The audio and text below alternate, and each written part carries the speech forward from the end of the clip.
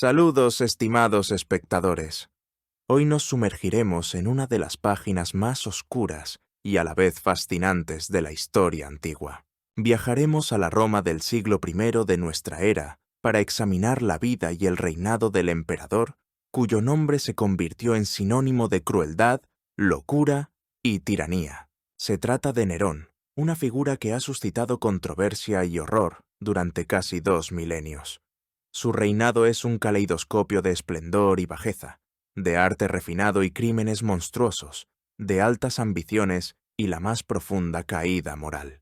Intentemos juntos comprender quién fue este hombre, qué fuerzas moldearon su personalidad, cómo ascendió a la cima del poder en el imperio más poderoso del mundo, y por qué su reinado dejó una huella tan profunda y sangrienta en la memoria de la humanidad, convirtiéndose en una advertencia para todas las épocas posteriores. Todas las fechorías, por extraño que parezca, poseen una cierta similitud deprimente, como si siguieran un mismo y sombrío guión, y los villanos del pasado, al menos aquellos que dejaron su huella en la historia romana, a menudo son aterradoramente similares entre sí en sus motivos y métodos. Los actos malvados, ya sean traición, asesinato o tiranía, son de alguna manera monótonos en su esencia. Los sentimientos de malicia, venganza, miedo paralizante no son en absoluto nuevos. Se repiten siglo tras siglo, mientras que las obras verdaderamente grandes, luminosas, los actos de alta moralidad, dictados por el autosacrificio o el genio, siempre están teñidos de la individualidad brillante e irrepetible de quien los realiza.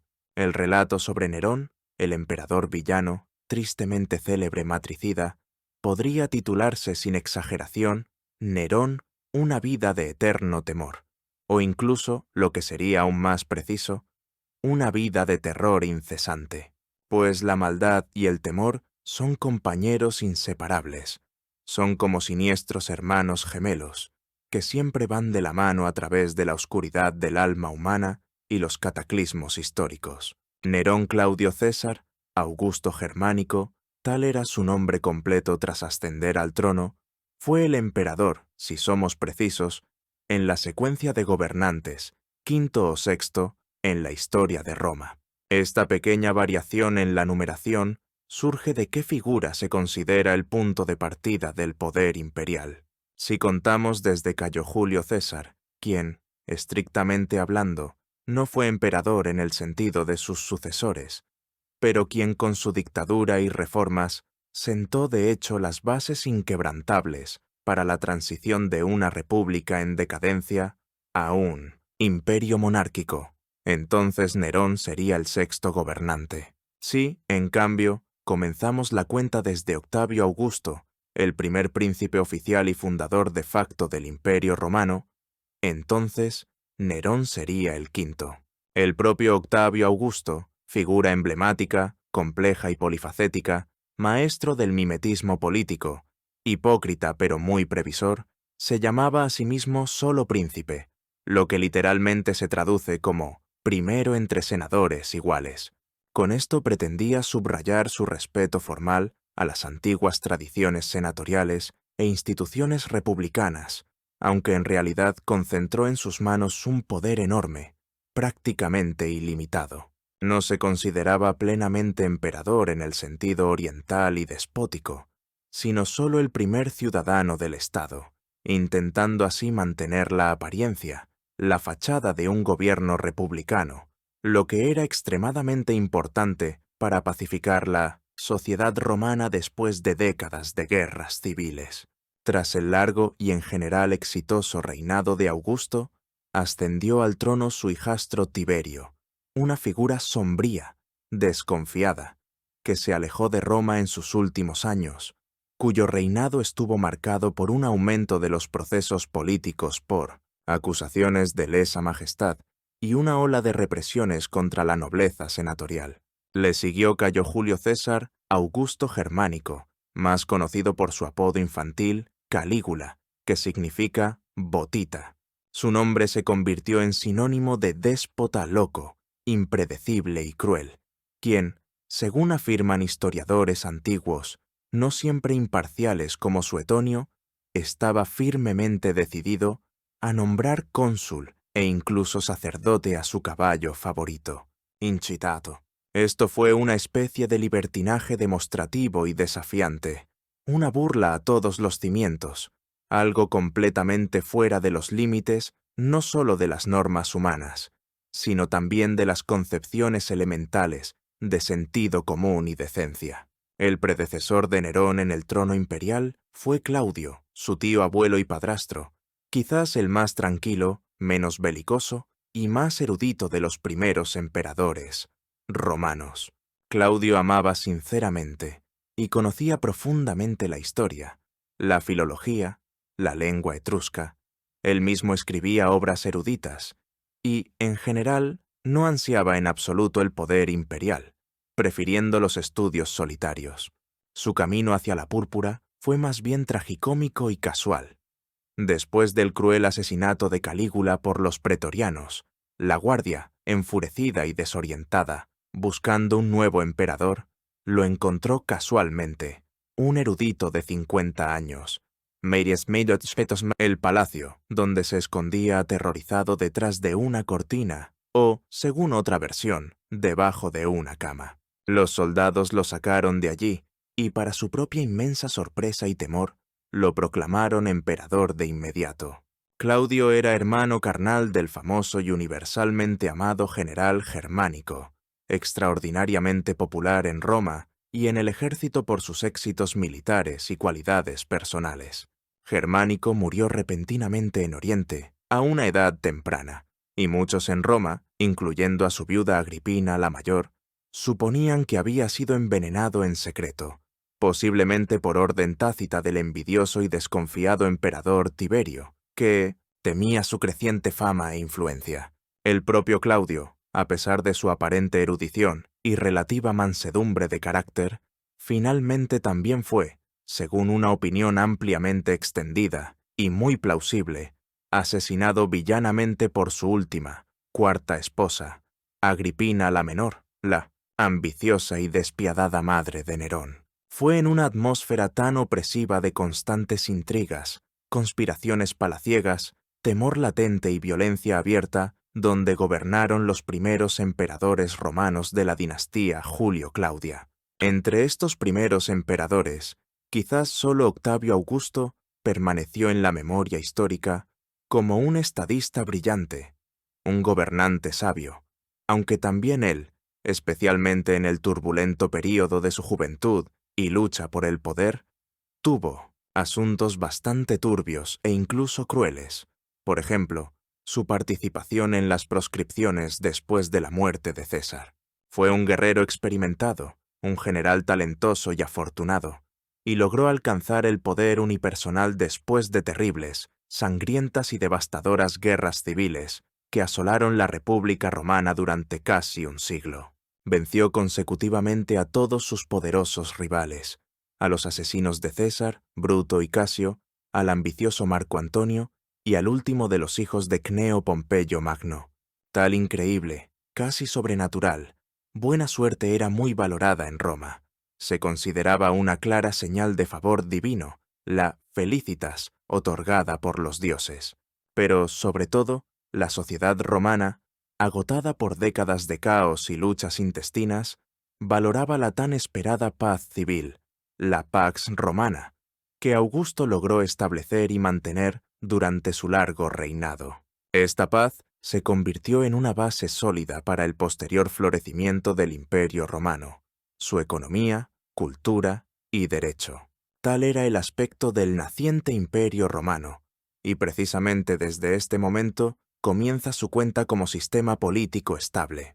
Y así, entre sus primeros emperadores, después de Augusto, Tiberio, Calígula y Claudio, aparece en la escena histórica la figura de Nerón, el emperador actor, un hombre que, según testimonios de contemporáneos, adoraba todas las formas de arte, música, poesía, teatro, pintura, escultura, y él mismo deseaba apasionadamente actuar, presentarse en el escenario público, cantar, declamar, provocando aplausos y el entusiasmo de la multitud. Pero antes de hablar en detalle sobre sus controvertidas ambiciones artísticas y sus consecuencias, vale la pena contar más detalladamente sobre su vida temprana, su ascenso al poder, las fuerzas que lo moldearon y cómo esta vida estuvo invariablemente acompañada de un profundo y omnipresente terror.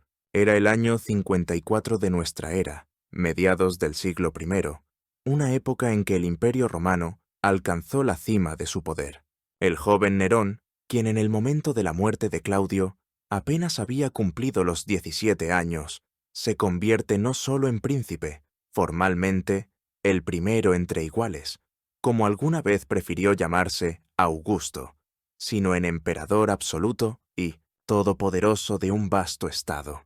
A esta vertiginosa cima del poder lo condujo con mano firme, calculadora y despiadada su madre, Agripina la menor, una mujer de increíble fuerza de voluntad, ambición desenfrenada y extrema crueldad, que no se detenía ante nada para alcanzar sus objetivos.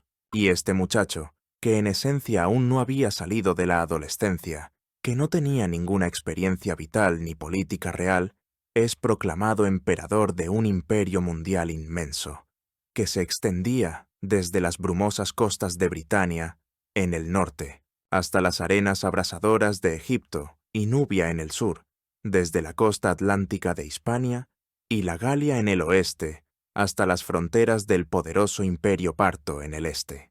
En el corazón mismo de este gigantesco imperio, en la ciudad eterna de Roma, en el momento de la ascensión de Nerón al trono, se había desarrollado una situación política y social extremadamente contradictoria, tensa y explosiva.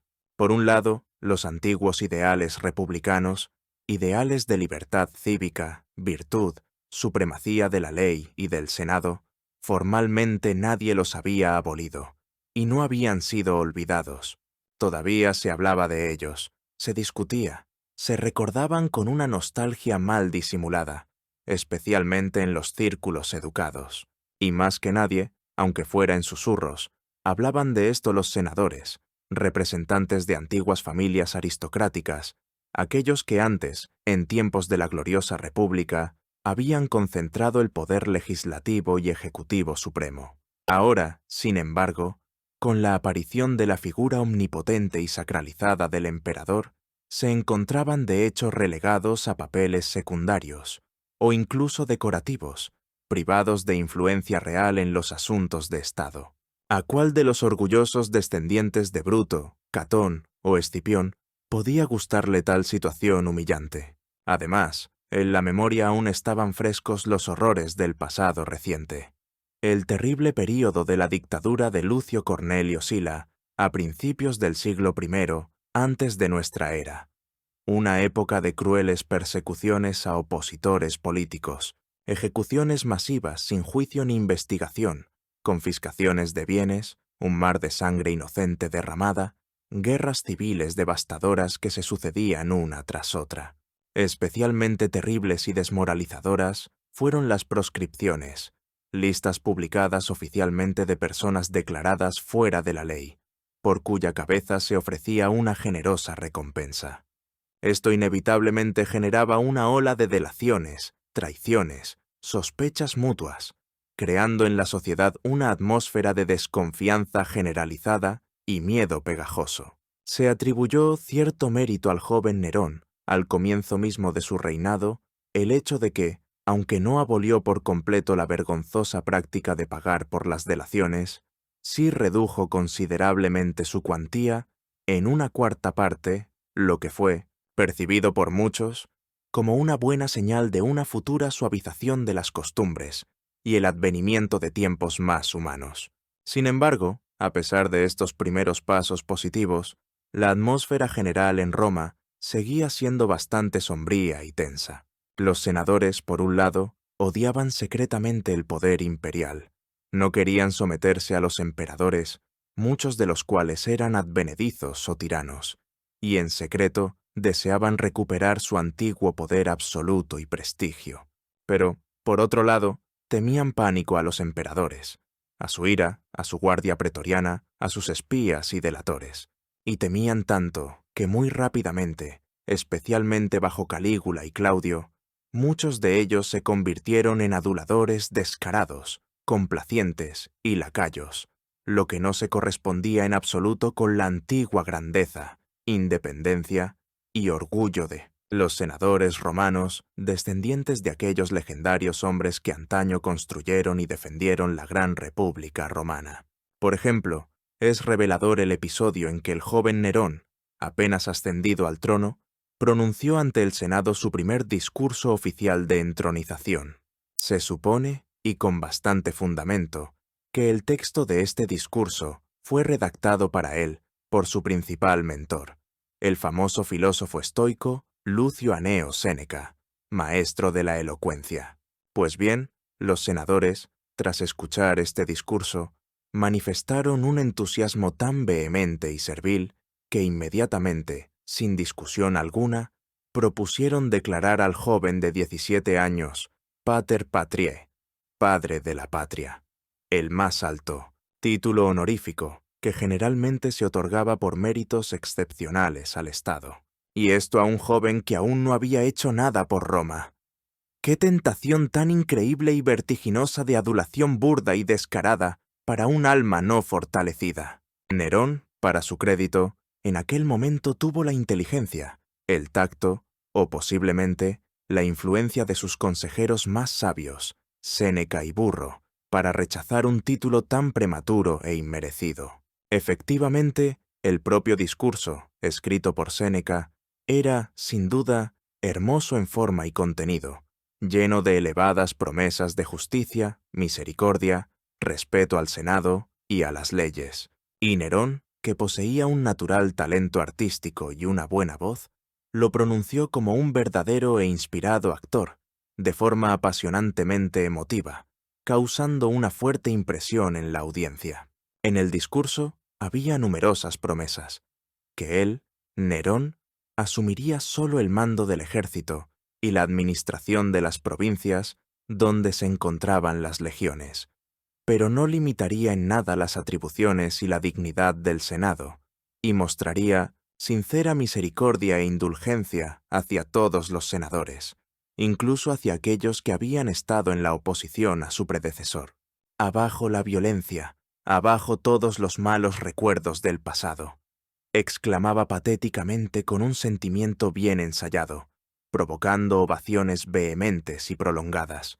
Los agradecidos oyentes, literalmente anonadados por su elocuencia y generosas promesas, propusieron inmediatamente que este maravilloso discurso fuera grabado con letras de oro en una columna de plata, que se instalara en el edificio del Senado y que se releyera solemnemente cada año en sesión.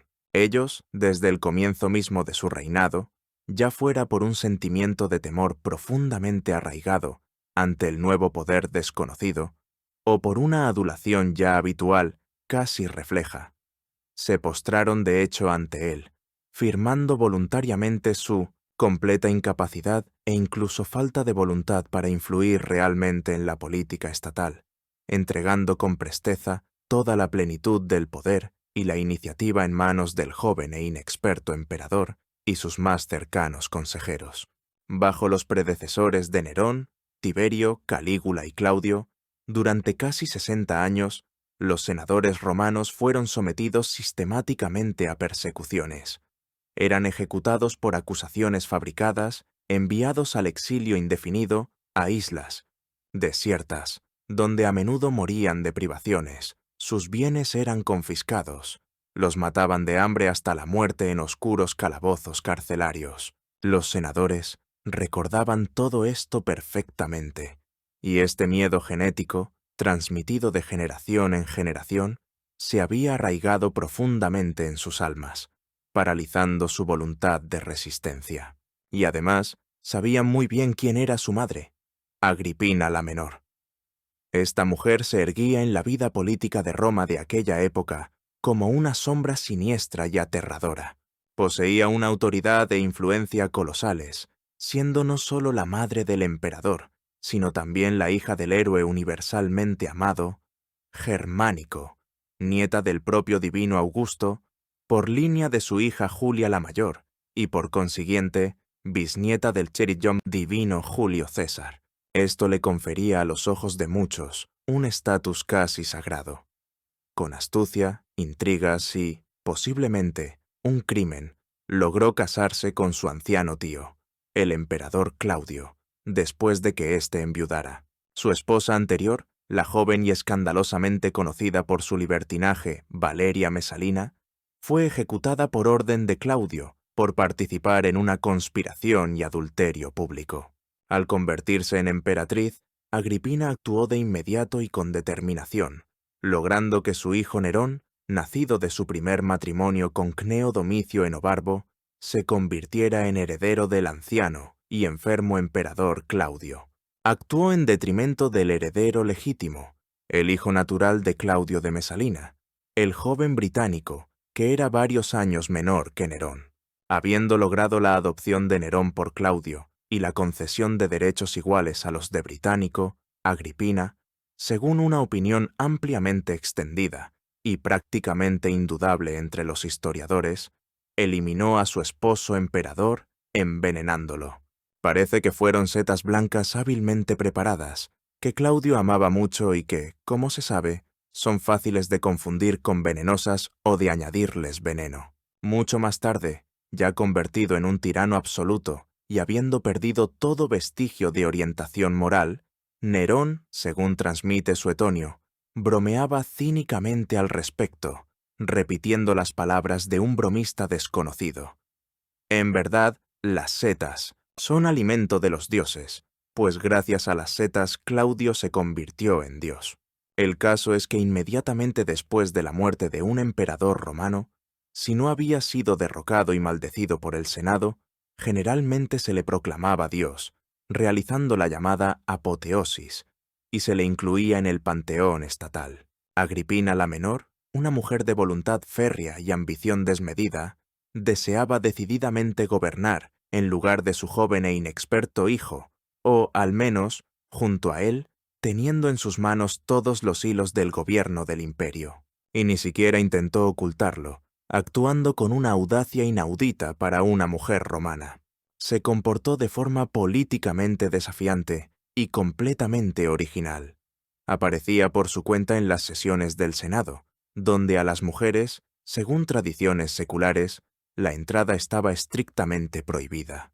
Se sentaba ostentosamente junto a su hijo emperador en recepciones oficiales y ceremonias de Estado, a veces incluso en el mismo trono o en una elevación detrás de él, mostrando con toda su actitud autoritaria a senadores, cortesanos y embajadores, extranjeros que ella era, quizás incluso más importante que el propio joven emperador.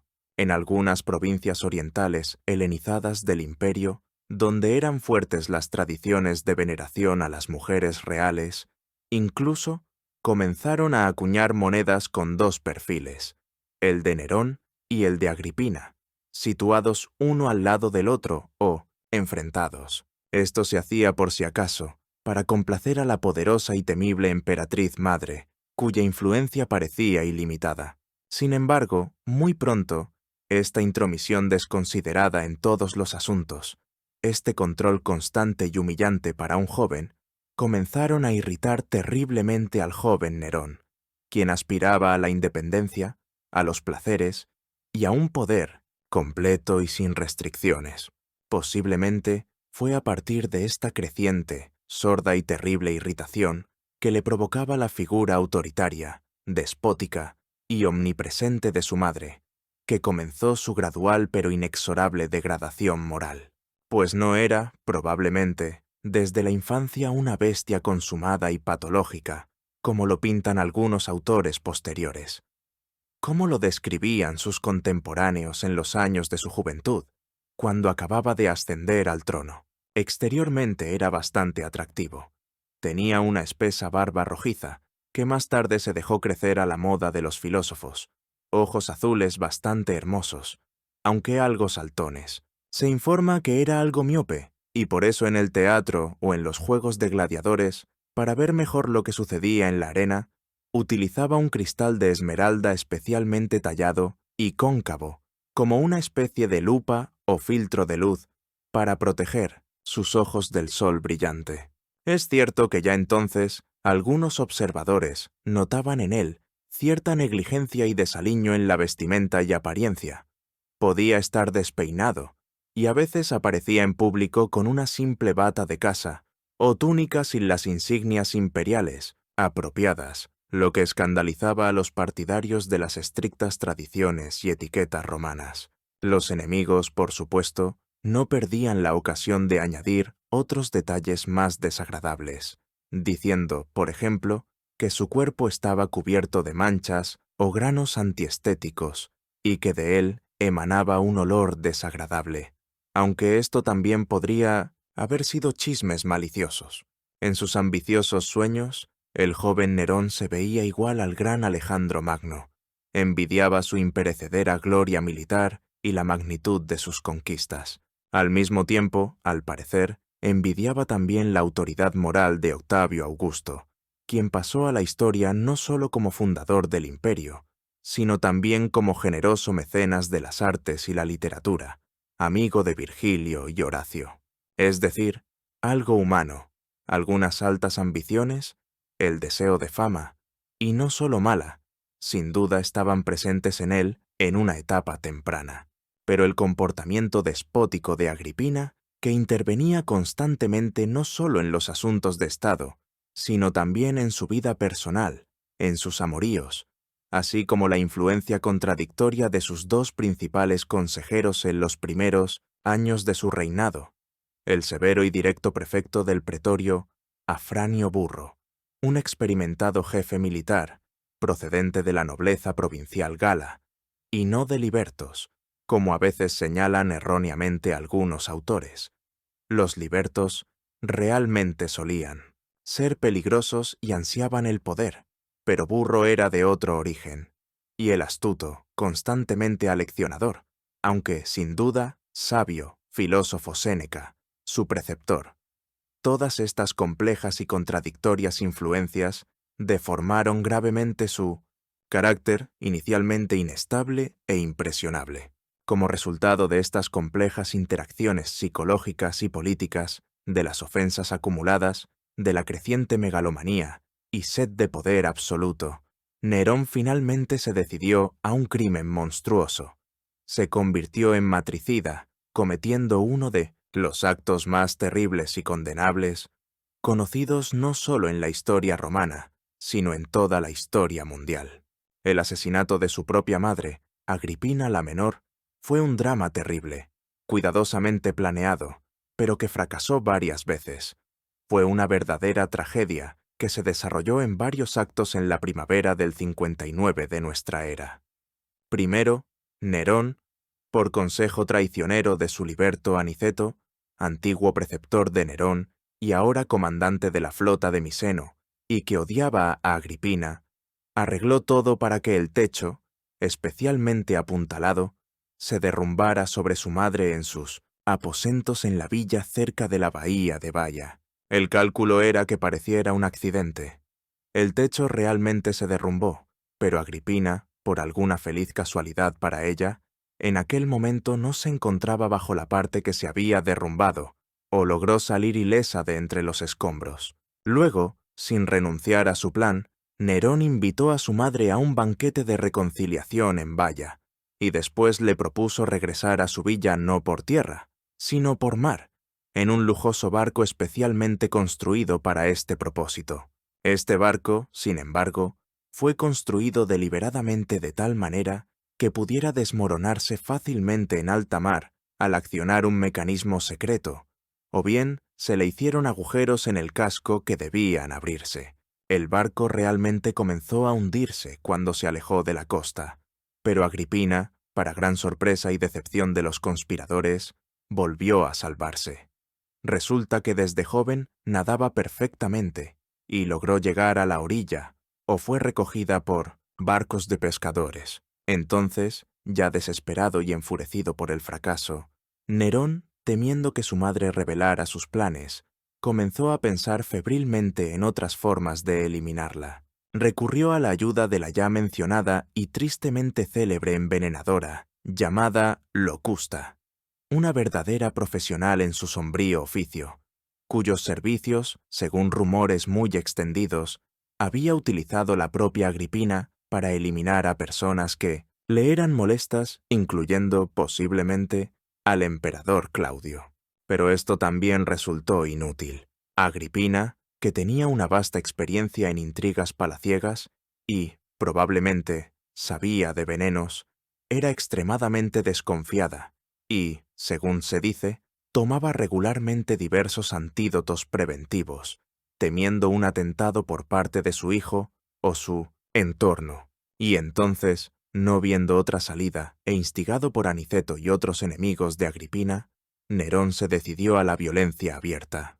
Tuvo que actuar como se hacía en los tiempos de las sangrientas proscripciones del dictador Sila o durante las guerras civiles.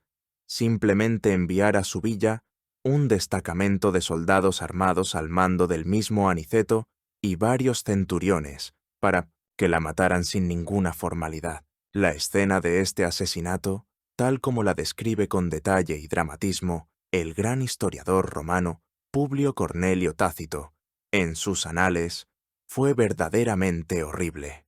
Cuando los asesinos, guiados por Aniceto, irrumpieron en su dormitorio, Agripina, al principio sin creer lo que sucedía, intentó apelar a los restos de su conciencia o a su temor a la ira imperial si actuaban por su cuenta. Ella, según una versión, gritaba: «No os atreváis a tocarme, soy la madre de vuestro emperador. Si venís de su parte, decidle que estoy bien». Pero luego, al ver las espadas desenvainadas y comprender que todo había terminado y que era una orden de su propio hijo, ella, según Tácito, demostró un valor asombroso. Señaló su vientre y dijo al centurión que alzaba la espada sobre ella: «Golpea aquí, ventrem feri, en este vientre que engendró a tal monstruo». En este último gesto y palabras, sin duda, hay algo trágicamente teatral, una sombría ironía del destino, propia, por otra parte, también de su hijo actor. Si ya hemos hablado de los padres de Nerón y su influencia en su formación, no podemos dejar de mencionar también a su padre biológico, Cneo Domicio Enobarbo, perteneciente a una de las familias plebeyas más antiguas y nobles de Roma, pero tristemente célebre por su crueldad y arrogancia, era conocido incluso en la sociedad romana, extremadamente licenciosa y cruel, por su desmedida inmoralidad, su ferocidad desenfrenada y la total ausencia de cualquier freno moral. Se contaba, por ejemplo, que una vez en un banquete ordenó matar a golpes a su liberto, simplemente porque éste se negó a beber más vino y emborracharse por orden suya. En otra ocasión, conduciendo un carro por la vía Apia, atropelló deliberadamente, por puro sadismo, a un niño pequeño que jugaba descuidadamente al borde del camino. Y en una ocasión en el foro romano, durante una disputa pública, ordenó a sus esclavos que apresaran a un noble caballero romano y le sacaran los ojos solo porque éste se había atrevido a contradecirle en algo. La voz popular romana atribuye a este Cneo Domicio, Enobarbo, unas palabras cínicas que supuestamente pronunció cuando le informaron del nacimiento de su hijo Lucio, el futuro Nerón. De mí y de Agripina no puede nacer nada más que abominación y desgracia para toda la humanidad. En estas crueles y autorreveladoras palabras hay una gran dosis de amarga y terrible verdad, independientemente de si fueron pronunciadas realmente o son una invención posterior que refleja la opinión general sobre los padres de Nerón. ¿Qué decir? La herencia del futuro emperador monstruo era, por decirlo suavemente, notable y extremadamente gravosa. Sobre Nerón, su vida, reinado y crímenes, escribieron muchos autores antiguos, gracias a cuyas obras detalladas, aunque no siempre objetivas, conocemos tantos detalles de su biografía. Entre ellos, en primer lugar, hay que mencionar a Gayo Suetonio Tranquilo, quien a principios del siglo II de nuestra era ocupó el cargo de secretario imperial ab epistulis, encargado de la correspondencia, bajo los emperadores Trajano y Adriano. Este cargo le dio acceso a los archivos estatales, cartas y otros documentos. Su famosa colección de biografías, Vidas de los 12 Césares, desde Julio César hasta Domiciano, contiene una descripción detalladísima tanto de la vida pública como, especialmente, privada de los emperadores, abundante en detalles picantes, escandalosos y a menudo chocantes, que sin embargo no siempre se pueden verificar. Hubo también otro historiador mucho más serio y profundo, Publio Cornelio Tácito, senador y cónsul, cuyos Anales, que abarcan el período desde la muerte de Augusto hasta la muerte de Nerón, Historias, que describen los acontecimientos posteriores a la muerte de Nerón, el llamado Año de los 4 Emperadores, y el reinado de la dinastía Flavia, se consideran la cumbre de la historiografía romana por la profundidad del análisis psicológico, el dramatismo de la exposición y el brillante estilo literario. Tácito escribió algo más tarde que Suetonio, aproximadamente 50 o 70 años después de la muerte de Nerón, y trató de ser más objetivo y crítico con sus fuentes, aunque no ocultó su desaprobación republicana del poder imperial como tal, ni su aversión a tiranos como Tiberio o Nerón. Finalmente, también existió Dion Casio Cocello, un historiador romano de lengua griega, senador y 2 veces cónsul, que vivió y escribió ya a principios del siglo III de nuestra era. Su monumental Historia Romana, en 80 libros, escrita en griego, también es una fuente importante, aunque más tardía, de información sobre Nerón, basada en gran medida en las obras de sus predecesores, pero que contiene también algunos datos originales. Naturalmente, a lo largo de los siglos transcurridos que separaban a estos autores de la época del reinado de Nerón, su figura y su época se vieron indudablemente rodeadas de numerosas leyendas, rumores, anécdotas y exageraciones malintencionadas, especialmente por parte de sus oponentes políticos y de las posteriores dinastías imperiales, que buscaban denigrar su memoria. Por lo tanto, al historiador moderno le resulta a veces bastante difícil discernir qué en estos relatos antiguos es verdad irrefutable y documentalmente confirmada, y qué es solo una exageración artística, retórica moralizante, propaganda hostil o simplemente un chisme. Y sin embargo, analizando y comparando críticamente estas diversas fuentes, podemos intentar formarnos una idea más o menos completa y equilibrada de la personalidad y las acciones de este controvertido emperador. Nerón, al menos en los primeros años de su reinado, realmente, al parecer, intentó sinceramente ser bueno, o, al menos, parecerlo, digámoslo así.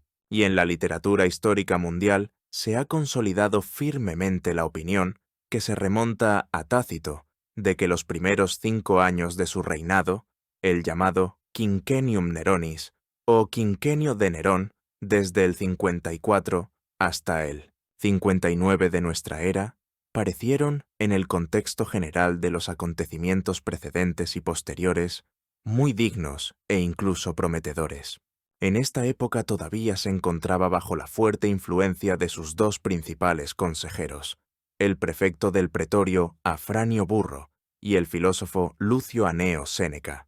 Ellos dirigían su política hacia la moderación, la justicia y el respeto al Senado.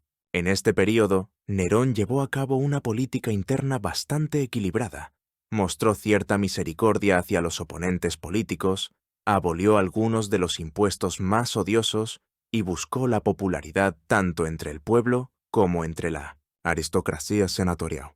Se dedicó activa y gustosamente al mecenazgo, patrocinando generosamente a poetas, músicos, arquitectos, y esta noble afición, hay que reconocerlo, la conservó hasta el último día de su vida, gastando en el apoyo a diversas formas de arte y en la organización de suntuosos espectáculos enormes, sumas de dinero tanto del tesoro estatal como de sus propias y constantemente crecientes fortunas. La generosa distribución de dinero, tanto a la plebe durante festividades y juegos, como a los veteranos del ejército y a talentosos artistas, fue característica de él durante todo su reinado. Quizás también porque en este gesto generoso había mucho de teatral, de ostentoso, calculado para ganar popularidad y crear la imagen de un gobernante magnánimo. En sus discursos públicos pronunciaba a menudo palabras hermosas, altisonantes y pacificadoras, prometiendo al pueblo romano una edad de oro de justicia, prosperidad y paz. Devolveré los maridos a sus esposas y los hijos a sus madres, declaraba patéticamente en uno de sus primeros discursos, aludiendo al cese de las represiones políticas, ejecuciones y exilios que habían sido tan característicos del reinado de sus predecesores. Y en cierta medida, incluso cumplió estas promesas al principio. Algunos exiliados políticos fueron amnistiados, se redujo el número de procesos por acusaciones de lesa majestad. En política exterior, Nerón también tuvo cierto éxito. Por ejemplo, sus generales lograron finalmente pacificar al poderoso imperio parto en el este, estableciendo una paz duradera y bastante prolongada en esta inquieta frontera. En particular, se resolvió astutamente la compleja y antigua cuestión del control sobre Armenia, que se convirtió en una especie de estado tapón bajo protectorado romano, pero con un rey parto en el trono. Sin embargo, a pesar de estos aspectos positivos, mucho en su vida, en su comportamiento, en sus palabras y acciones, ya entonces era pura actuación, pose, un juego para el público. En sus acciones a veces era difícil, si no imposible, distinguir el sentimiento verdadero de la hipocresía bien ensayada, la intención sincera del cálculo frío o el simple deseo de causar efecto. Evidentemente, la opresiva atmósfera de miedo constante en la que se encontraba todo el tiempo desde su infancia, primero fue el miedo a su madre autoritaria e impredecible, luego el miedo a posibles conspiraciones por parte de senadores descontentos, el miedo a perder el poder absoluto tan difícilmente obtenido, y en última instancia, la propia vida. Esta atmósfera, gradual pero inexorablemente, lo convirtió en un verdadero villano. Con cada año que pasaba, se volvía más desconfiado, receloso, cruel y temible para su entorno. Después del asesinato de su propia madre Agripina, que, como ya se ha dicho, ocurrió en el 59 de nuestra era y se convirtió en una especie de Rubicón en su caída moral, le llegó el turno a su joven hermanastro británico. Nerón lo temía y odiaba abiertamente, y esto era humanamente comprensible, aunque de ninguna manera justificaba sus acciones posteriores. Británico, como hijo natural del deificado emperador Claudio, tenía, desde el punto de vista de muchos romanos, derechos más legítimos y sólidos al trono imperial que el propio Nerón, quien solo había sido adoptado por Claudio bajo la poderosa presión de Agripina. Por lo tanto, mientras Británico viviera, Nerón no podía sentirse completamente seguro, y decidió eliminar esta amenaza. El emperador recurrió de nuevo a los servicios de la ya mencionada y famosa envenenadora Locusta, especialista en venenos potentes, cuyos servicios, según los rumores, había utilizado ampliamente su difunta madre Agripina para eliminar a sus oponentes políticos y posiblemente al propio Claudio. En la Roma de aquella época, Locusta era, por así decirlo, una envenenadora cortesana semioficial, una figura muy conocida y, solicitada en los altos círculos aristocráticos, donde los asesinatos políticos mediante veneno, añadido a la comida o la bebida, no eran una rareza tan grande. El veneno preparado, elaborado por Locusta, Nerón, mostrando su curiosidad sádica y su afán de control, decidió probarlo primero personalmente en algún animal. Según algunas fuentes, fue un cabrito, según otras, un ternero. El animal, para su gran decepción e ira, después de ingerir el veneno, vivió otros 5 días enteros, agonizando. El emperador estaba muy descontento con tal lentitud e ineficacia del veneno. Azotó personalmente a Locusta y la amenazó con terribles torturas, y la ejecución si no le proporcionaba de inmediato un remedio más rápido y fiable.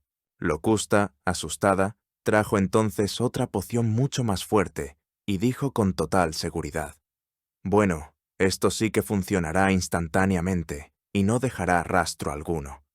Este nuevo veneno se probó inmediatamente en un lechón que, tras tragar el veneno, realmente murió al instante. Satisfecho con el resultado, Nerón comenzó a pensar en cómo administrar discretamente el veneno a Británico durante uno de los banquetes oficiales de la corte.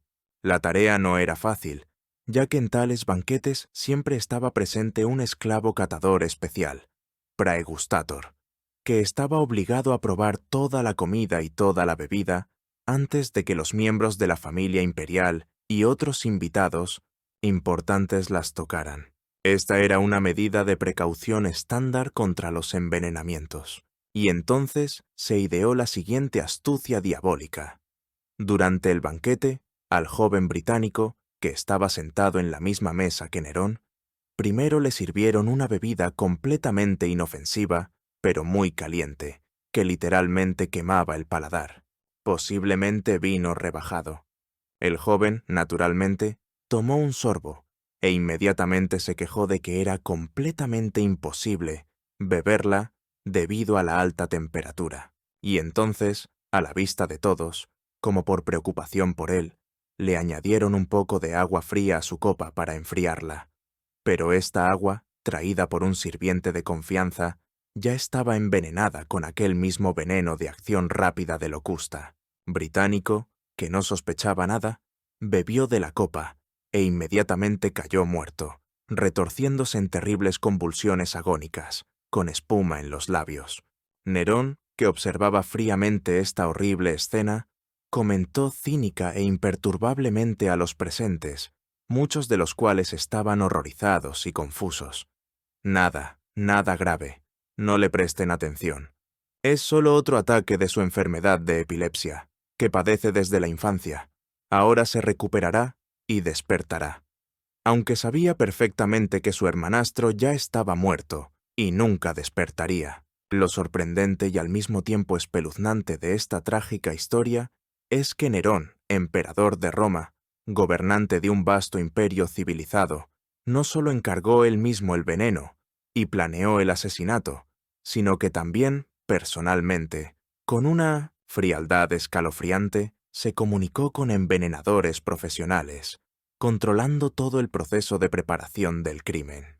¡Qué monstruo consumado, que encarnaba los aspectos más oscuros y repugnantes de la naturaleza humana!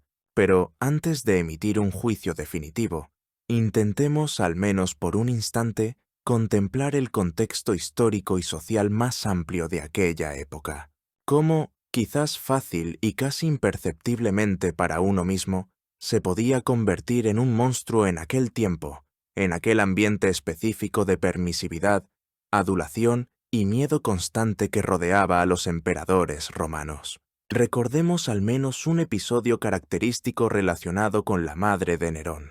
Agripina la Menor, como se sabe, no quería mucho a uno de los favoritos más influyentes de su difunto esposo Claudio, un poderoso liberto llamado Narciso, quien ocupaba bajo Claudio el puesto de secretario ab epistulis, encargado de la Cancillería imperial, y de hecho era su primer ministro. Narciso competía abiertamente con Agripina por la influencia sobre el anciano emperador, y a menudo obstaculizaba sus ambiciosos planes. Él, en esencia, controlaba todos los ingresos monetarios al tesoro y los gastos, y a Agripina, para sus intrigas políticas, el soborno de partidarios y una vida lujosa, siempre le faltaba catastróficamente el dinero. Cuando Claudio murió y Nerón llegó al poder, Narciso, como uno de los hombres más leales e influyentes del emperador anterior, fue inmediatamente destituido de todos sus cargos y de hecho enviado a un exilio honorable, donde pronto enfermó. Narciso, comprendiendo perfectamente lo que le esperaba e intentando salvar su vida y congraciarse con la nueva todopoderosa gobernante Agripina, destruyó apresuradamente toda la correspondencia personal de Claudio y otros documentos comprometedores sobre ella que podrían, por ejemplo, probar su participación en la muerte de su esposo u otros de sus numerosos crímenes. Pero esto no le sirvió de nada. Agripina, que no le había perdonado la rivalidad anterior, aún así, envió a un centurión con un destacamento de soldados, quienes o bien lo obligaron a suicidarse, o simplemente lo mataron.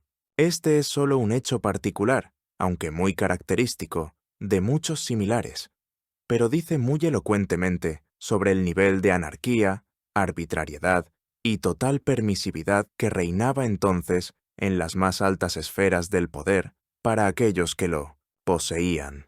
El Imperio Romano, que apenas se consolidaba como un Estado unificado, en proceso de compleja formación de sus nuevas instituciones imperiales en lugar de las republicanas obsoletas, atravesaba en aquel período tiempos muy difíciles, contradictorios.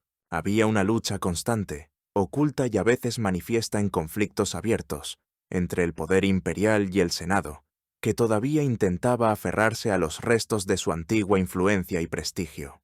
Entre una cierta parte de los senadores, especialmente de la antigua aristocracia, crecía y maduraba en secreto una oposición interna y sorda al régimen imperial. Pero al mismo tiempo, como suele suceder en los sistemas autoritarios, florecían con exuberancia venenosa la adulación burda, el servilismo y el abierto vasallaje ante el emperador y sus favoritos.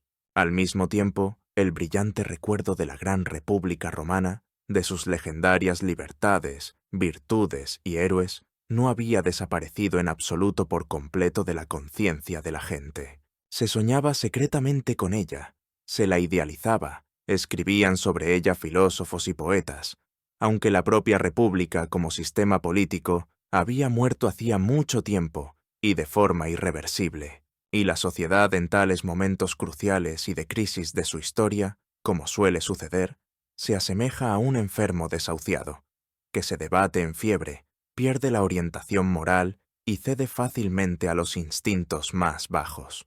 Esta profunda enfermedad, esta decadencia moral y erosión de los valores tradicionales, como una infección contagiosa, impregnaba gradualmente todas las capas de la sociedad romana, desde las más altas hasta las más bajas. Recordemos al menos aquella pasión demencial, casi patológica, del amplio público romano, incluyendo mujeres y niños, por las crueles luchas de gladiadores, por los sangrientos espectáculos de caza de fieras y ejecuciones públicas de criminales en la arena del circo, donde la vida y el sufrimiento humanos no valían absolutamente nada y servían solo de vulgar entretenimiento para la multitud. Este culto a la crueldad y la violencia, manifestado tanto en tiempo de guerra como de paz, suele ser propio precisamente de períodos de profundas crisis sociales y morales en la sociedad, cuando las antiguas normas y valores éticos se derrumban rápidamente y los nuevos aún no han tenido tiempo de formarse y arraigarse. Y todo esto, sin duda, no puede dejar de ejercer la más perniciosa influencia sobre quien se encuentra al timón mismo del poder, sobre quien este poder no está de hecho limitado ni restringido por ningún mecanismo legal o moral real. Además, hay que subrayar una vez más que la propia naturaleza de Nerón, según numerosos testimonios, era extremadamente receptiva, impresionable, artísticamente inestable, sumamente desequilibrada y propensa a bruscos cambios de humor. Podía estallar instantáneamente, por el motivo más insignificante, en una furia ciega e incontrolable, durante la cual era capaz de cualquier crueldad. Y luego, poco tiempo después, podía llorar con la misma sinceridad de emoción al oír los sonidos tristes y tiernos de un arpa, un poema conmovedor o al ver un hermoso paisaje. No era absolutamente ajeno al arte, es más, lo amaba apasionadamente, y lo que es más peligroso, se consideraba sinceramente un artista genial e insuperable en todos los campos. Cantaba, aunque su voz, según los contemporáneos, era débil y apagada. Componía poemas que probablemente le ayudaban a escribir sus poetas cortesanos. Tocaba la cítara y otros instrumentos musicales. Actuaba en papeles trágicos en el escenario e incluso probó suerte en la escultura y la pintura. Competía constantemente con otros cantantes poetas y citaristas profesionales en diversos certámenes musicales y poéticos, y, lo que es completamente natural y nada sorprendente para un emperador todopoderoso, siempre y en todas partes obtenía la victoria, recibiendo todos los premios y coronas. Durante su famoso y escandaloso viaje artístico a Grecia, en los años 66 y 67 de nuestra era, a donde se dirigió especialmente para participar en todos los principales certámenes musicales, poéticos y atléticos panhelénicos, incluyendo los Juegos Olímpicos, Píticos, Nemeos e Ísmicos, que fueron especialmente adelantados para él, obtuvo, según los cálculos de sus aduladores cortesanos, nada menos que 1808 coronas de oro de vencedor. Es cierto que los historiadores antiguos señalan con sorna que lo acompañaba inseparablemente por todas partes un enorme destacamento de unos 5.000 jóvenes, especialmente seleccionados, bien entrenados y generosamente pagados, los llamados augustianos, que le aseguraban ovaciones atronadoras y gritos de entusiasmo, previamente ensayados en cada una de sus actuaciones públicas. Hoy, sin duda alguna, llamaríamos a estas personas claqueurs profesionales a sueldo. Su naturaleza morbosamente vanidosa y delicadamente artística simplemente no habría podido soportar ningún fracaso público ni ninguna crítica a su genial talento. Cantar en público, giras artísticas triunfales por las ciudades de Italia y Grecia, ovaciones atronadoras de una multitud especialmente preparada, la adulación servil universal a sus supuestos talentos. Esto era lo que realmente lo atraía, lo que le interesaba de verdad y le proporcionaba un auténtico placer. Los verdaderos asuntos de Estado, la administración de un imperio enorme y complejo, con el tiempo le parecían cada vez más aburridos, fatigosos y onerosos. Cambiaba con asombrosa facilidad y cinismo a sus más cercanos consejeros y allegados, deshaciéndose sin piedad de aquellos que le resultaban molestos, le parecían demasiado influyentes o simplemente le aburrían. Incluso a Séneca, el gran filósofo estoico, su sabio maestro de muchos años y fiel preceptor, a quien tanto debía en los primeros años de su reinado y a quien alguna vez, quizás, incluso amó sinceramente y respetó profundamente, Nerón primero lo apartó gradualmente de todos los asuntos de Estado, y luego, tras el descubrimiento de la conspiración a gran escala de Cayo Calpurnio Pisón en el 65, en la que Séneca, quizás, no participó directamente, pero de la que pudo tener conocimiento, lo obligó de hecho a suicidarse, enviándole la orden correspondiente. Después de esto, Nerón, según los relatos de Suetonio, supuestamente preguntaba regularmente y con impaciencia a sus sirvientes si Séneca aún vivía, si finalmente no se había suicidado. Y, al oír finalmente la noticia de su valiente suicidio, Séneca se cortó las venas de acuerdo con las tradiciones estoicas. Según la tradición, suspiró hipócritamente, pero en su interior, probablemente, se tranquilizó, librándose del mudo reproche de su conciencia. Sin embargo, buscando la objetividad, hay que decir en justicia que el propio Séneca, siendo un hombre de principios morales estrictísimos, representante de la severa filosofía estoica y al mismo tiempo un experimentado cortesano, intentó, especialmente en los primeros años, moldear de su joven e impulsivo pupilo, coronado una especie de imagen idealizada de gobernante sabio, justo y virtuoso, que era, al parecer, completamente contraria y ajena a su verdadera naturaleza artística, egocéntrica y extremadamente inestable.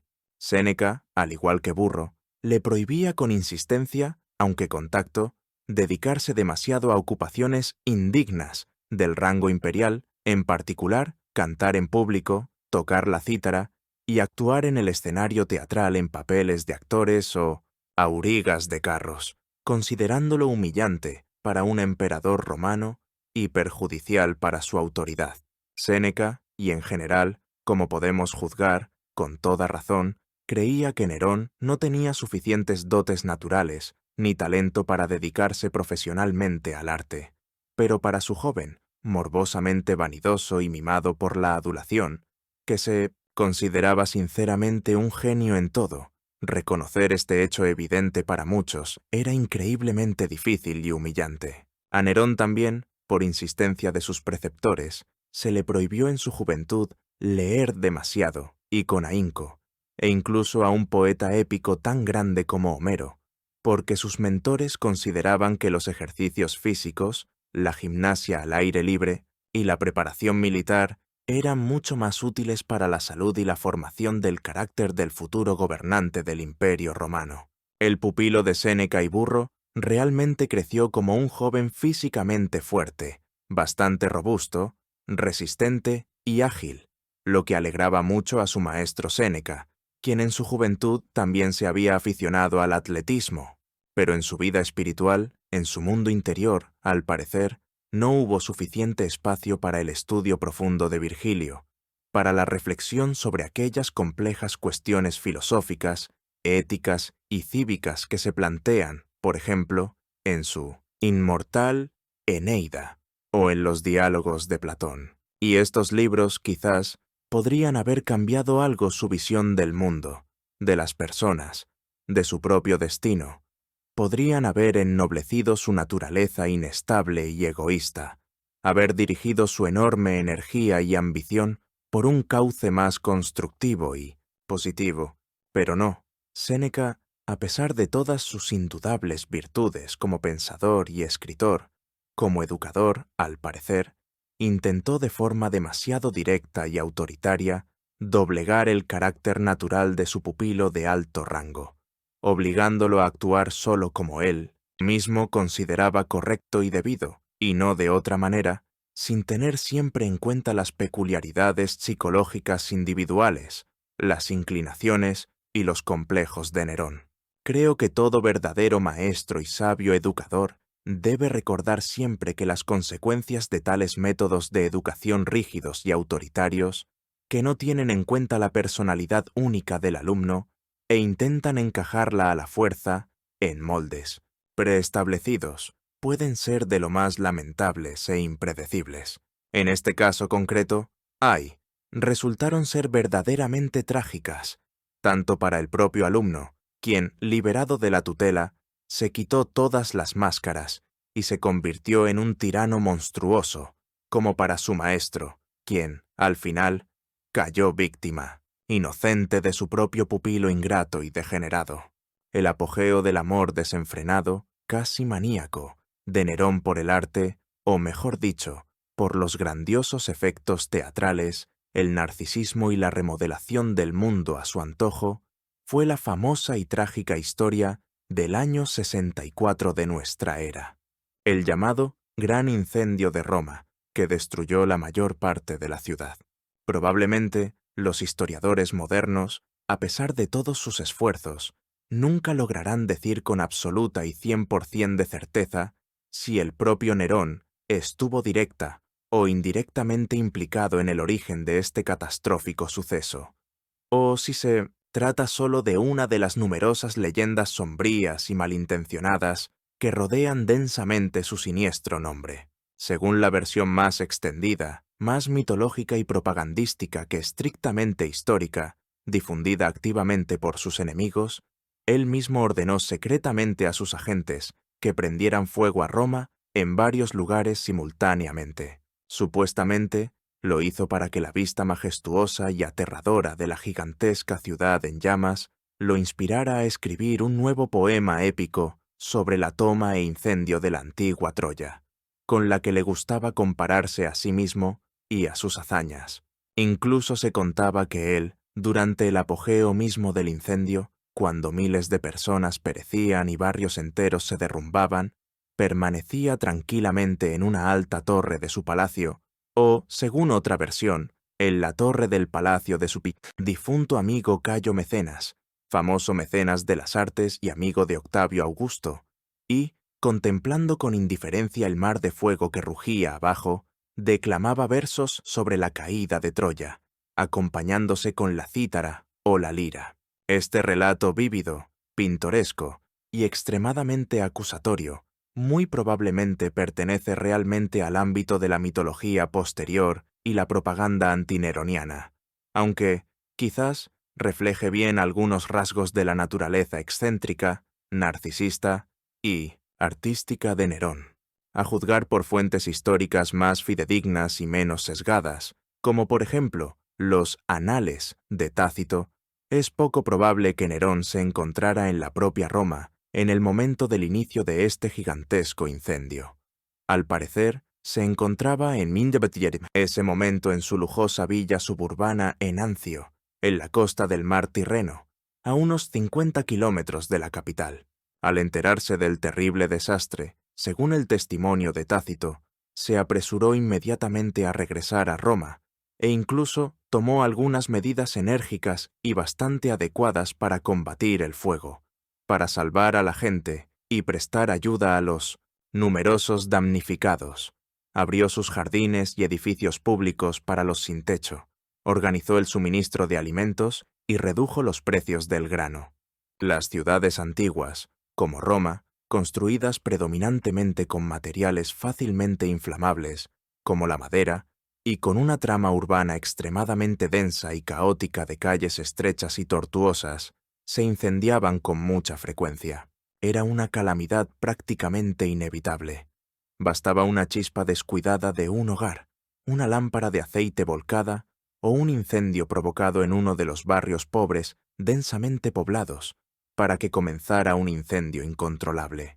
Existe también otra versión, más plausible y menos sensacionalista, según la cual Nerón, quizás, no dio orden directa de incendiar la ciudad, pero, cuando el incendio ya había comenzado por causas fortuitas, pudo haber dado una orden tácita a las brigadas de bomberos, vigiles, para que no se esforzaran demasiado en apagar algunos barrios antiguos, densamente poblados, de chabolas y extremadamente insalubres de Roma, construidos con vetustas insulae de madera de varios pisos. Pudo haberlo hecho para que luego, después de que el fuego despejara estos territorios, se pudieran erigir en su lugar edificios de piedra nuevos, más modernos, espaciosos y majestuosos, trazar calles anchas y rectas, y lo más importante, construir su nuevo y grandioso palacio imperial, la llamada Casa Dorada, Domus Aurea, que por sus dimensiones y lujo debía superar todo lo construido antes que él. Esta suposición, teniendo en cuenta sus conocidas ambiciones gigantescas en el campo del urbanismo y su pasión por la arquitectura monumental, parece muy posible y bastante plausible. Cuando el incendio, que duró no menos de 6 días y 7 noches y destruyó o dañó 10 de los 14 distritos de Roma, finalmente amainó, y hubo que encontrar urgentemente a algunos culpables para calmar a la población enfurecida, desesperada y privada de hogar y bienes, que comenzaba a murmurar abiertamente y a acusar de incendio provocado al propio emperador. Nerón, por consejo de sus más odiosos allegados, como el prefecto del pretorio tigelino, decidió cargar toda la responsabilidad de este terrible suceso sobre los miembros de la comunidad cristiana. Los cristianos en aquella época eran todavía una secta religiosa relativamente poco conocida, pequeña y no muy popular entre las amplias capas de la sociedad romana, escindida del judaísmo, y que suscitaba sospechas en las autoridades por su estilo de vida cerrado, su negativa a participar en los cultos paganos y a venerar al emperador. Nerón organizó una masacre cruelísima y ejemplar, numerosas ejecuciones masivas, sofisticadamente torturantes y teatralizadas, de los llamados incendiarios.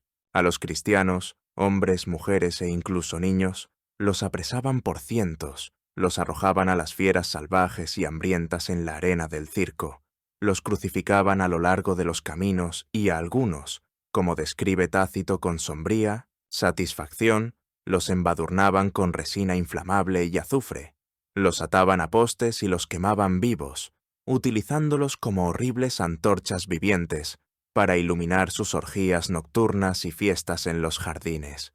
Esta fue la primera gran ola de crueles persecuciones contra los cristianos en la historia de Roma, dirigida y oficialmente sancionada, que dio inicio a la larga y trágica historia del martirio cristiano. En los últimos años de la vida y el reinado del emperador Nerón, su actuación desenfrenada, su pasión casi patológica por las apariciones públicas, el narcisismo y la deificación de su propia persona adquieren formas cada vez más enfermizas, grotescas y provocadoras. Al parecer, gracias a los incansables y bien pagados esfuerzos de aquellos mismos 5.000 claques profesionales a sueldo de entre los augustianos y de muchos miles de aduladores cortesanos y senatoriales, gracias a aquella atmósfera de engaño, universal, hipocresía y servilismo que lo rodeaba densamente, Nerón, al final,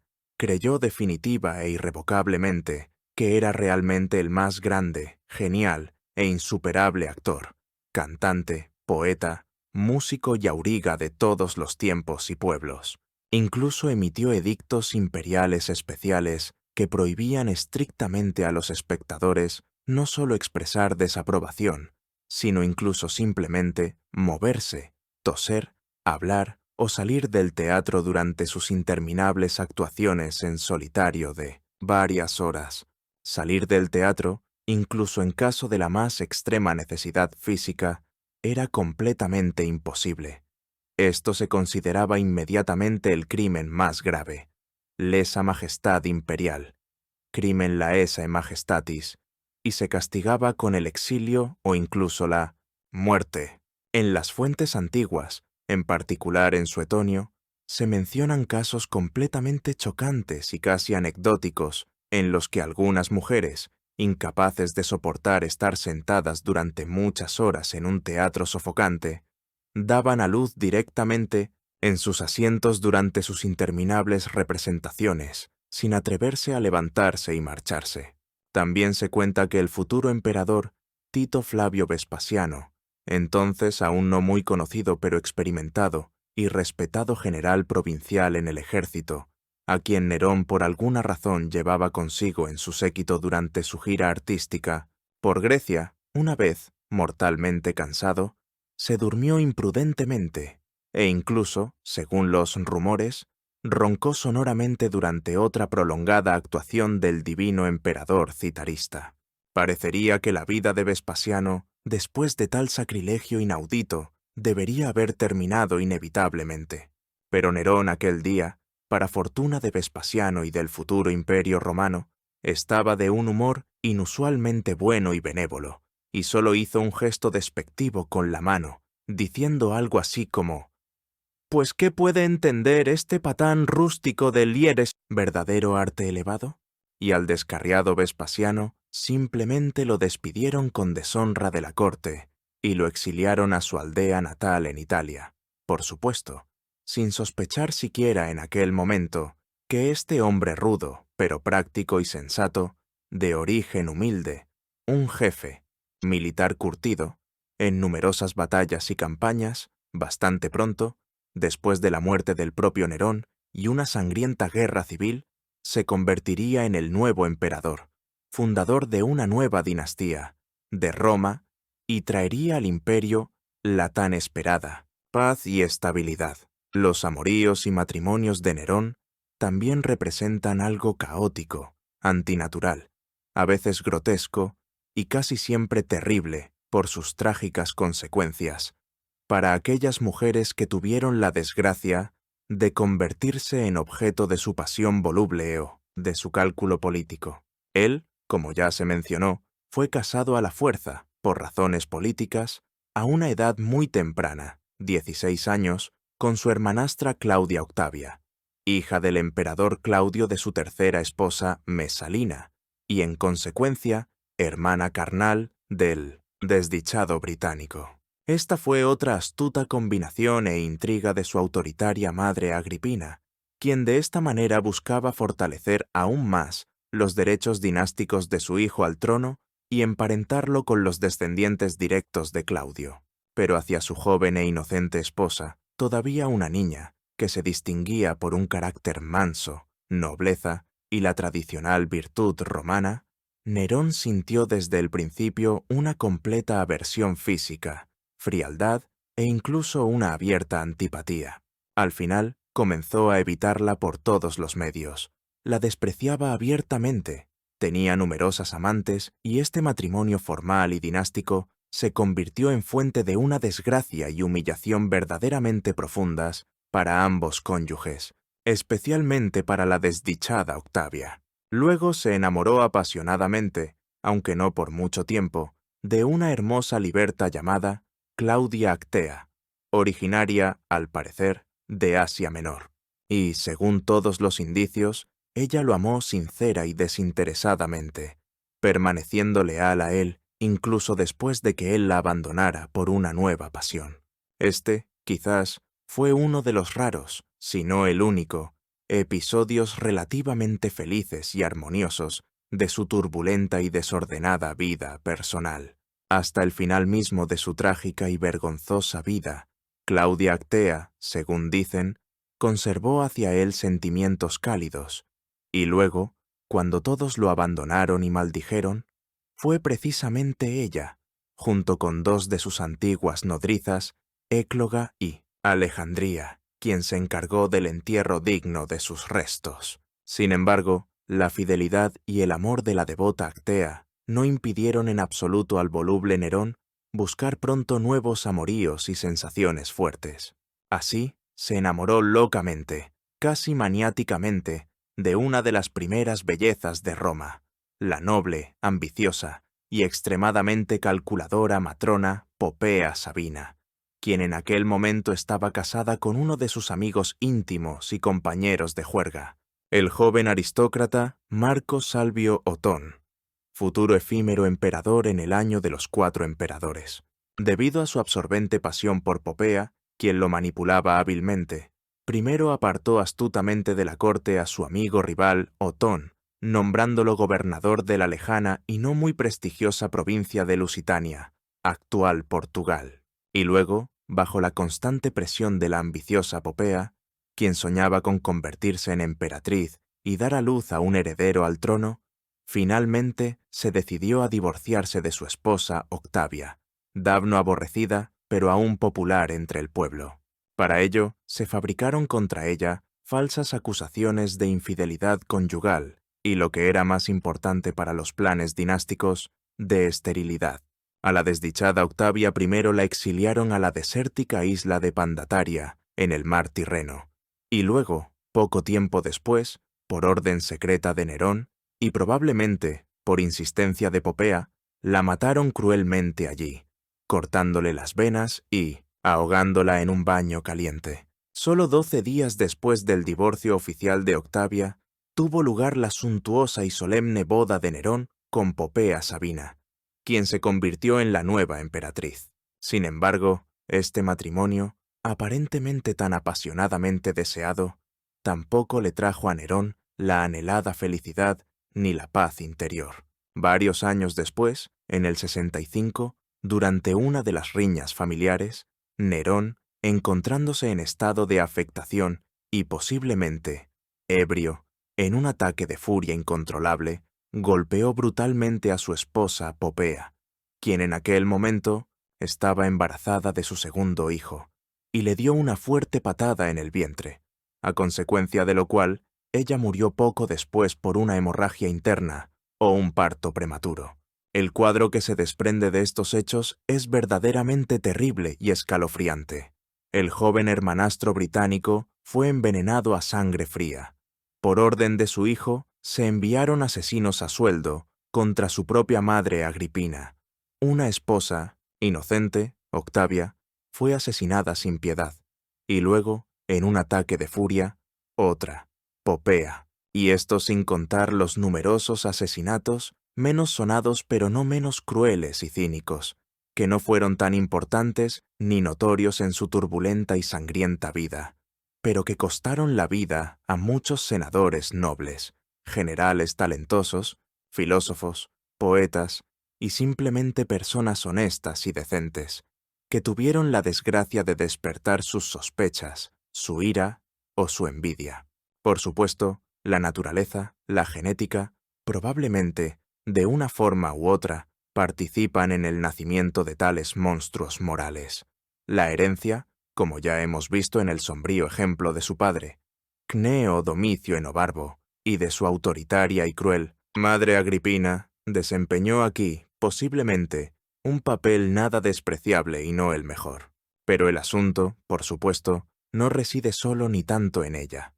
La propia época, como ya hemos señalado, era terrible, cruel y cínica. La personalidad de un individuo concreto, especialmente si es inicialmente inestable, viciosa y carente de firmes cimientos morales, al encontrarse de repente en la cima de un poder ilimitado y absoluto, cae inevitablemente en una atmósfera sofocante de crueldad universal, quebrantamiento moral, intrigas políticas, desconfianza, adulación y la más profunda perversión de las costumbres. La época del reinado de Nerón no fue simplemente el episodio del gobierno de un tirano demente. Fue, posiblemente, uno de los síntomas más Yarkig y al mismo tiempo un catalizador del inicio de una profunda y prolongada decadencia espiritual y moral de la gran civilización romana, aunque hasta su caída político-militar definitiva en Occidente aún faltaban varios siglos largos y turbulentos. Para el siglo I de nuestra era, la sociedad y el Estado romanos tenían a sus espaldas casi 1000 años de ascenso continuo, aunque no siempre fácil, de conquistas y de desarrollo cultural y jurídico. Este largo y en general asombrosamente exitoso desarrollo, que convirtió a la modesta y pequeña ciudad-estado itálica de Roma en dueña de prácticamente todo el mundo mediterráneo civilizado de entonces, no pudo dejar de crear en la conciencia de la élite gobernante una ideología imperial especial de permisividad, superioridad sobre otros pueblos y convicción en su propia excepcionalidad. Pues a los vencedores, como se sabe, no se les juzga, y los dioses evidentemente favorecen a Roma.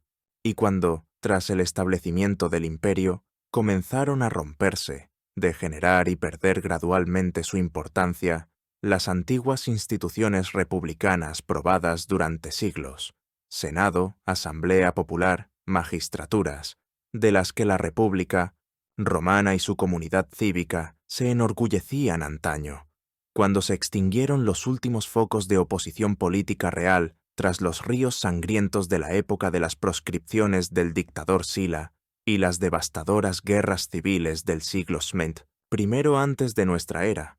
Entonces nació este fenómeno terrible y monstruoso de amoralidad demostrativa, casi teatral, cinismo y desprecio por cualquier ley y norma en las más altas esferas de la sociedad. Y esta amoralidad profundamente arraigada, esta atmósfera de decadencia moral y vacío espiritual de los antiguos cimientos aristocráticos, se convirtió, si usamos una expresión figurada, en aquella misma siniestra comadrona que estuvo presente en el nacimiento y formación de tal Nerón, como entró para siempre en la historia mundial, como símbolo de tiranía demente y descomposición moral. La muerte de Nerón, ocurrida en junio del 68 de nuestra era, al igual que toda su vida anterior, se inscribe de forma muy precisa y simbólica en todo este cuadro sombrío y trágico. Estuvo en el poder un total de casi 14 años, no tampoco según los estándares de la vida turbulenta e impredecible de los emperadores romanos de aquella época, muchos de los cuales gobernaron mucho menos. Como recordamos, su reinado en los primeros 5 años, bajo la dirección de Séneca y Burro, fue bastante decente, moderado e incluso en muchos aspectos prometedor. Qué terrible y rápida evolución, o más bien degradación, experimentó en los años siguientes. Se entregó cada vez más a la actuación, se sumergió cada vez más profunda e irreversiblemente en el mundo de sus delirantes fantasías artísticas, su megalomanía y sus ilusiones enfermizas, y al mismo tiempo olvidó cada vez más las necesidades y problemas reales del Estado, las cargas de la administración cotidiana de un imperio mundial enorme y complejo. Como resultado, en los últimos años de su reinado, prácticamente dejó de interesarse por completo por lo que sucedía en Roma y en las numerosas provincias, a menudo inquietas, delegando todos los asuntos de Estado en sus ineptos y corruptos favoritos y aduladores, como el prefecto del pretorio Cayo Ofonio Tigelino. Naturalmente, en la capital del imperio, en Roma, entre los senadores e incluso entre el pueblo, maduraba y se acumulaba gradualmente un descontento sordo, pero cada vez más fuerte por su gobierno demente, su extravagancia ilimitada, su crueldad impredecible, su desprecio por las tradiciones romanas y los asuntos de Estado. Pronto, este descontento se tradujo en una abierta rebelión armada de las provincias. El primero en rebelarse, en marzo del 68, fue el gobernador de la Galia Lugdunense, Cayo Julio Vindex, quien llamó a derrocar al tirano. Aunque su rebelión fue sofocada por las tropas leales a Nerón de Germania, sirvió de señal para otros, para reprimir la importante revuelta judía que comenzó simultáneamente en Palestina. Nerón ya había enviado antes a su mejor y más experimentado general, Vespasiano. Tras la Galia, también se rebeló la Hispania tarraconense, y el líder de los descontentos allí también fue un romano, el anciano pero respetado senador Servio Sulpicio Galba, quien fue proclamado emperador por sus legiones. Galba también fue apoyado por otros gobernadores y ejércitos, y finalmente, el golpe decisivo y mortal a Nerón se lo dio su propio pilar, la Guardia Imperial, los pretorianos, acuartelados en Roma. Sobornados por agentes de Galba e insatisfechos con Nerón, se negaron a obedecerle y se pasaron al bando del sublevado Galba, proclamándolo nuevo emperador. Fue entonces cuando Nerón, que hasta el último momento no había creído en la gravedad de lo que sucedía y continuaba con sus diversiones artísticas, finalmente, con horror, reaccionó y de repente, como si se le hubiera caído una venda de los ojos, comprendió toda la profundidad de su catastrófica caída, su completa soledad y su inevitable perdición. Él, según el relato de Suetonio, se despertó una noche tarde en su lujosa Casa Dorada, y el palacio estaba completamente vacío. No había nadie de su séquito, hasta hacía poco numeroso, de sirvientes leales, de guardaespaldas, solo un silencio, sepulcral, mortal, resonante. Toda su guardia personal, todos los cortesanos, todos los esclavos, presintiendo problemas, huyeron, abandonándolo a su suerte. Presa del pánico, como una fiera acorralada, corría por las enormes, vacías y resonantes salas de su palacio, llamando desesperadamente a sus sirvientes por sus nombres, pero nadie respondía a su llamada. Finalmente, se topó con uno de los pocos libertos que le permanecieron fieles, llamado Faón, quien se apiadó de su antiguo señor y le dijo: «Vamos rápido a mi villa suburbana, está cerca de Roma, entre las vías Salaria y Nomentana. Allí te esconderé, por un tiempo del Senado y los soldados». Faón cubrió el rostro de Nerón, que temblaba de miedo, con una vieja capa oscura, para que no lo reconocieran en las calles, y junto con otros 3 o 4 compañeros fieles, lo sacó del palacio y lo llevó a su modesta casa de campo. Allí, Faón y las pocas otras personas que permanecieron leales a Nerón, viendo su completo desconcierto y desesperación, comenzaron inmediatamente a instarle con insistencia: «Señor, no hay otra salida. Vamos, ármate de valor y suicídate tú mismo, como corresponde a un romano de tu alto rango y origen, antes de que te capturen, porque seguramente ya han enviado soldados del Senado tras de ti, y si te encuentran, solo te espera la vergüenza pública, torturas atroces y una ejecución humillante». Para entonces, el Senado romano, que durante todo el reinado de Nerón había temblado ante él y cumplido servilmente todos sus caprichos, ahora, envalentonado tras su huida y el paso de los pretorianos al bando de Galba, declaró inmediatamente a Nerón hostis publicus, enemigo de la patria, es decir, fuera de la ley, y decidió aplicarle la tradicional y antigua ejecución romana, destinada a los criminales de Estado y traidores especialmente peligrosos, la llamada ejecución según la costumbre, de los antepasados, mor majorum. Nerón, al oír esto de Faón, preguntó con horror y voz temblorosa: «¿Y cómo es eso? ¿Qué clase de ejecución es esa?». Aquel le explicó sombría y a regañadientes: «Te sujetarán el cuello con una horquilla o yugo de madera especial, de modo que no puedas moverte y estés de rodillas, y tu cuerpo desnudo será azotado, golpeado y flagelado sin piedad con varas o látigos, hasta que mueras de dolor y pérdida de sangre». Al oír esta terrible descripción, Nerón comenzó a lamentarse, rompió a llorar de miedo, desesperación y autocompasión, pero aún así, incluso en este su último, más trágico y humillante momento, siguió siendo hasta el final, ante todo, un artista, un exhibicionista, un hombre más preocupado por la impresión que causaría en la posteridad. Varias veces tomó en sus manos una daga, la acercó a su garganta o pecho, pero nunca se decidió a asestarse el golpe mortal, quejándose de su cobardía e instando a alguno de los presentes a darle ejemplo.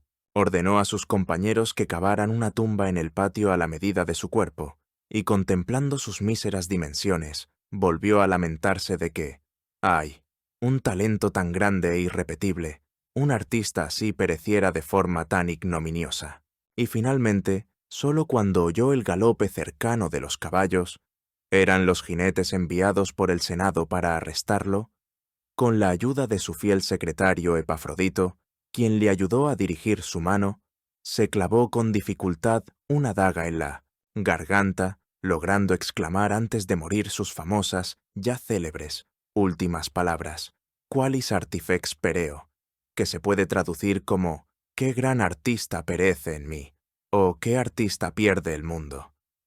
Pero Nerón, por paradójico y extraño que parezca, tuvo también una especie de larga y misteriosa vida después de la muerte. Inmediatamente después de su muerte, por todo el vasto imperio romano, especialmente en sus provincias orientales de habla griega, donde era más popular, gracias a su amor por la cultura griega, se extendió un rumor persistente y tenaz de que en Mindegios realidad no había muerto, sino que de alguna manera milagrosa había logrado salvarse y huir a Oriente, hacia sus antiguos enemigos, los partos, o incluso más lejos, a tierras desconocidas, y que, supuestamente, pronto regresaría al frente de un enorme ejército para vengarse cruelmente de sus numerosos enemigos en Roma, castigar al ingrato Senado y recuperar su legítimo trono imperial. Este intrigante rumor, conocido en la historia como la leyenda de Nero Redivivus, es decir, Nerón renacido o Nerón regresado, se mantuvo en el pueblo durante mucho tiempo, durante varias décadas después de su muerte, e incluso de vez en cuando aparecían impostores que se hacían pasar por el Nerón milagrosamente salvado e intentaban levantar rebeliones. Principalmente, esta leyenda fue tan persistente porque muchos en Roma y en las provincias sabían bien que Nerón en vida tuvo varios supuestos dobles, personas asombrosamente parecidas a él físicamente, a quienes, según los rumores, a veces utilizaba para algunas apariciones públicas secretas o no muy importantes, o simplemente para confundir y despistar a sus potenciales conspiradores y asesinos. Por lo tanto, para muchos era bastante natural suponer que en la villa suburbana de Faón en realidad había muerto uno de estos dobles desconocidos, mientras que el verdadero Nerón estaba vivo, sano y aún se mostraría al mundo. Durante muchos años después de su muerte, en su tumba bastante modesta, aunque decentemente arreglada, que le construyeron su fiel examante, Claudia Actea, y sus dos antiguas nodrizas, Écloga y Alejandría, algunos admiradores desconocidos y misteriosos de su memoria dejaban regularmente flores frescas de primavera, especialmente violetas. Y esto, por supuesto, solo fortalecía aún más entre el pueblo y en ciertos círculos las suposiciones sobre su milagrosa salvación y su futuro regreso. Para fortuna de Roma, de sus sucesores en el trono y de todas las generaciones posteriores, Estas inquietantes suposiciones y esperanzas de sus partidarios resultaron ser solo un mito hermoso, pero infundado. Pero el propio hecho de la existencia tan larga y persistente de tal mito sobre el regreso de un tirano dice mucho. El miedo, al igual que, por otra parte, la desesperada esperanza en un milagro, a menudo engendra los mitos más increíbles y persistentes, que a veces resultan ser mucho más duraderos e influyentes que la propia aburrida y prosaica realidad histórica. Así fue. Nerón Claudio César. Augusto Germánico, el quinto emperador de Roma, un hombre en quien se combinaron de forma extraña y trágica el esteta refinado y el tirano sangriento, el mecenas generoso y el asesino despiadado, el artista ambicioso y el gobernante inepto. Su reinado de 14 años, que comenzó de forma tan prometedora y terminó de forma tan vergonzosa, se convirtió en uno de los períodos más controvertidos, dramáticos e, indudablemente, sombríos de la larga y gloriosa historia de la antigua Roma. Pero también dejó tras de sí numerosas preguntas sin resolver y enigmas sobre los que historiadores, escritores y filósofos continúan reflexionando y debatiendo hasta el día de hoy.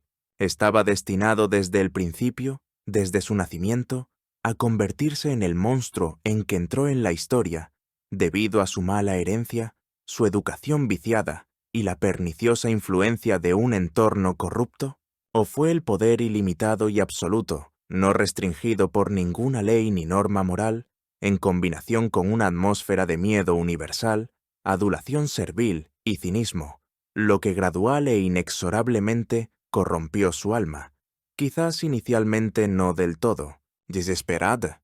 Posiblemente, como suele suceder en cuestiones históricas complejas, no haya una respuesta unívoca aquí, y la verdad, como siempre, se encuentre en algún punto intermedio, en el complejo entrelazamiento de todos estos factores. Pero una cosa sigue siendo indudable hoy en día: la siniestra figura de Nerón, su vida y su muerte, sirven a la humanidad como un eterno y terrible recordatorio de cuán destructiva, absorbente y autodestructiva puede ser una tiranía sin restricciones, y cuán frágil, vulnerable y maleable puede ser la naturaleza humana ante la tentación del poder absoluto. Gracias por su atención y hasta nuevos, espero, no menos interesantes encuentros en las fascinantes e instructivas páginas de la historia mundial.